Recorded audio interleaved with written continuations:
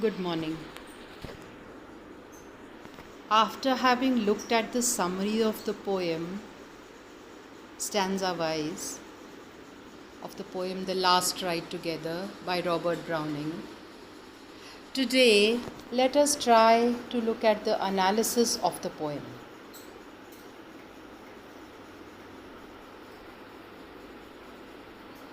The Last Ride Together is one of Robert Browning's most notable dramatic monologues.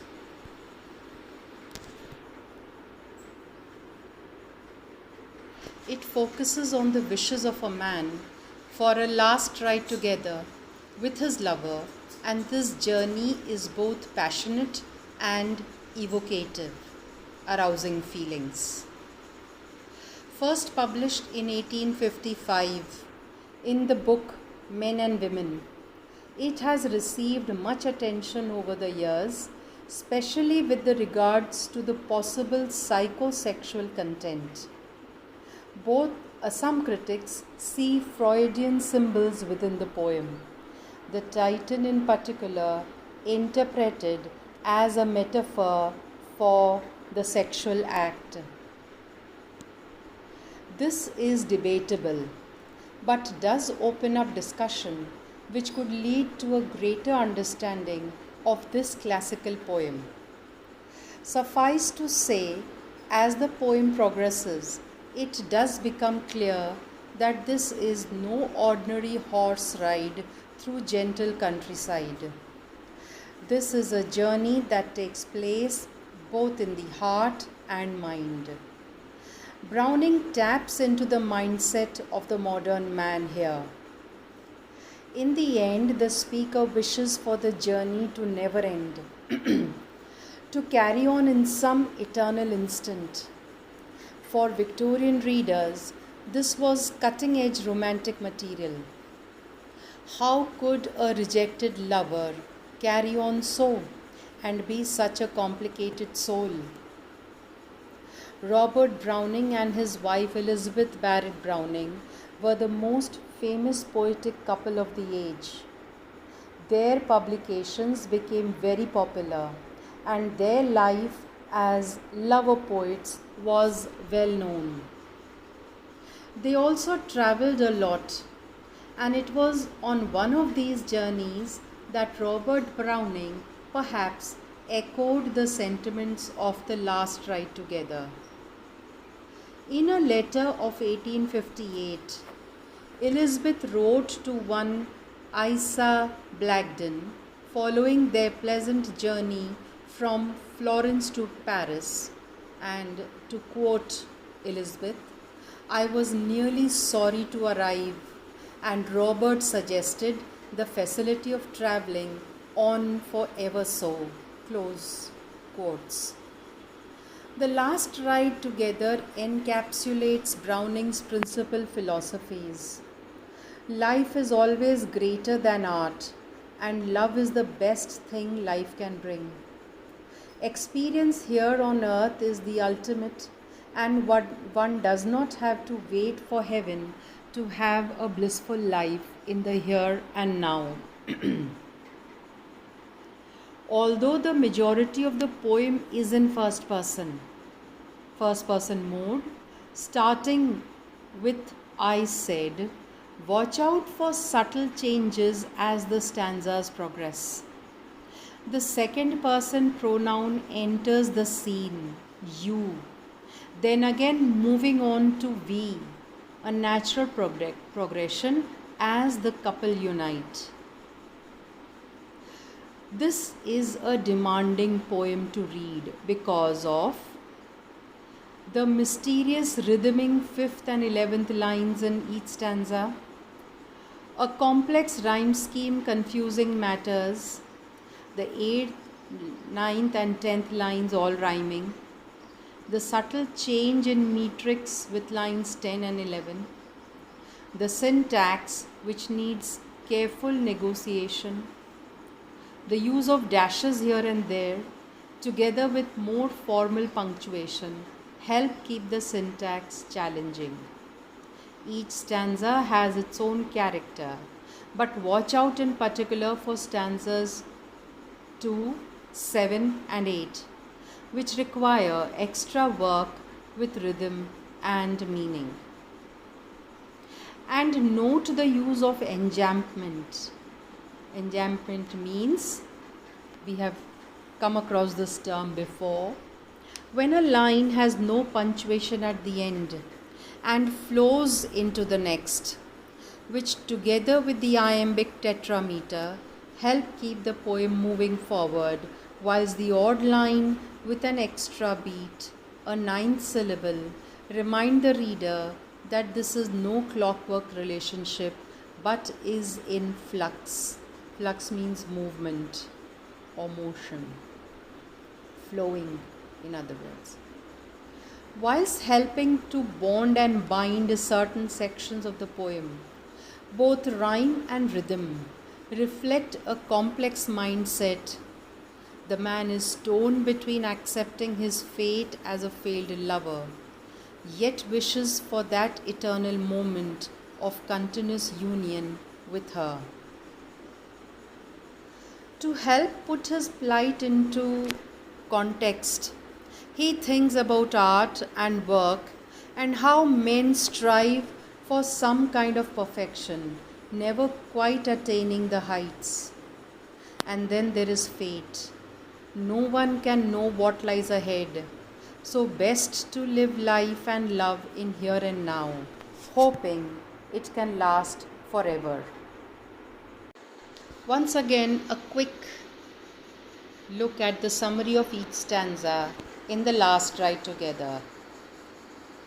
First, fated speaker requests the lover for one last ride. Second stanza, anticipation, life and death, outcome awaiting her decision. Third stanza, euphoria as romantic energy builds. Fourth, little use thinking about what could have been. Fifth stanza, accepts failures, loves labors lost. Sixth stanza, experiencing love far outweighs the rewards of war and work. Seventh, do poets know what is best in life? Live love. Eighth, sculptors and musicians have no definitive answers. Ninth, aim high in love while you can. And 10th, live and love in the moment. Some more analysis. The question here is that, is the poem a metaphor for sex? The Last Ride Together is an obviously suggestive title for the modern reader, conscious of Freudian psychology, but was not back in Victorian times. Victorian people rode horses, and to go riding together was seen as a romantic and appropriate thing for lovers to do. So how come there is not one mention of an actual horse in this poem? There is no specific reference to anything equine. Equine means related to the horse. The nearest we get to the idea of people out riding is in the 5th stanza. And to quote the lines, we rode. It seemed my spirit flew, saw other regions, cities new, as the world rushed by on either side. Unquote. But ambiguity rules, means everything is vague, nothing is very clear, ambiguous. These lines convey far more than a simple physical journey on horseback. Browning explored the relationship between men and women, the tensions within their love lives being a particular speciality. It is said of him, and I quote Robert Lind, he dramatized every kind of love from the spiritual to the sensual. Love was for him the crisis and test of a man's life, unquote. The comment is by Robert Lind, who was a critic and an essayist. To continue, whilst the layout of the poem and its classical look might suggest nothing more than a couple outriding on horses side by side in steady rhythmic riding, the temptation is to treat the whole work as a metaphor for blissful, timeless sexual union. In the end, it is up to the reader to decide whether or not the poem is successful as a sexual metaphor. If there are any doubts, then perhaps it is best to treat this work as a complex and unusual major romantic love poem. The rhyme scheme of The Last Ride Together.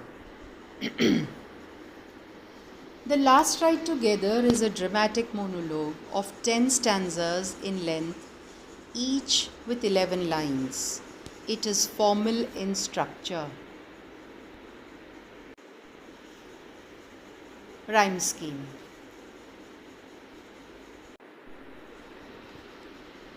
It goes like this: A, B, B, C, D, D, E, E, E, C. All the end rhymes are full except for sons, once, and wind behind. Full rhyme brings a familiar closure to most lines, but the sequence is a rare one, starting with 2 couplets and finishing with 3 rhymes in a row, concluded by the last, which rhymes with the 5th. The all-important 5th line often rounds off the previous 4 and forms a question or part conclusion. The fact that the 5th rhymes with the 11th makes the reader look back. The rhyming is lost between lines 6 and 10, only a faint echo remaining. This distant coupling reflects the relationship, together but apart, the relationship of the lovers, that is. Structure and metrical analysis of The Last Ride Together. The structure of this poem appears to be classical, that is, there is a balance to the layout.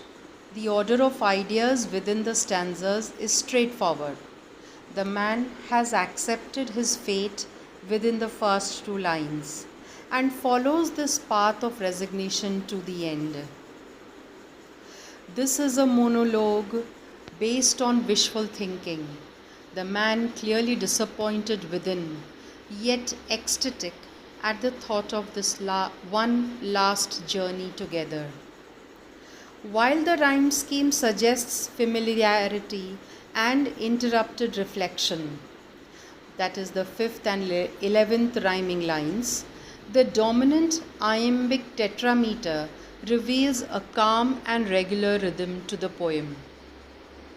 However, note that the last 2 lines of each stanza have an extra beat, that is 9 syllables, and a slightly altered metrical rhythm.